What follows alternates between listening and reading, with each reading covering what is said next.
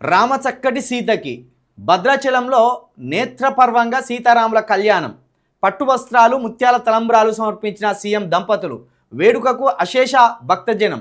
తరలివచ్చిన మంత్రులు న్యాయమూర్తులు. నేడు శ్రీరామ మహాపట్టాభిషేకం. హాజరు కానున్న గవర్నర్ శివప్రతాప్. శ్రీ లక్ష్మీనారాయణ గోత్రంతోనే రాములోరి కళ్యాణం. భద్రాద్రి పురోహిత సంఘం సహా పలు సంస్థల అభ్యంతరం. నేడు సీతారాముల గోత్రనామంతో కళ్యాణం జరిపించనున్నట్లు ప్రకటన. సీతారాములకు సర్కార్ తరపున పట్టు వస్త్రాలు ముత్యాల తలంబ్రాలు తీసుకొస్తున్న సీఎం దంపతులు. చిత్రంలో బట్టి, సురేఖ, తుమ్మల.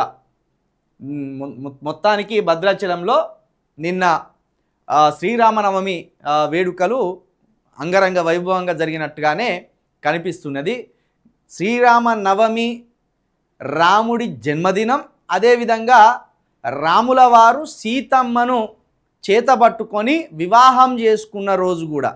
కాబట్టే ఆ రోజును ఇటు సీతారాముల కళ్యాణంగా జరుపుకుంటారు. అదేవిధంగా శ్రీరాముని జన్మదినంగా కూడా జరుపుకుంటారు. ఇక గోత్రాల విషయంలోనే మళ్ళా పండితుల మధ్య కొంత చర్చ జరిగినట్టు, కొంత అభ్యంతరాలు వచ్చినట్టు కూడా తెలుస్తున్నది. లక్ష్మీనారాయణ గోత్రంతో రాముల వారి కళ్యాణం నిన్న జరిగిందట.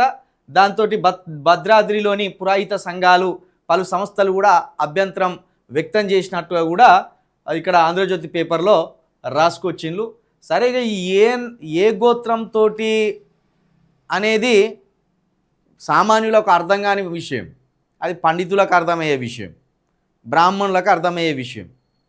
కాబట్టి రాముడి కళ్యాణం కావచ్చు, రాముని జన్మదినం కావచ్చు నిన్న బ్రహ్మాండంగా జరిగిందనేది అర్థమవుతుంది.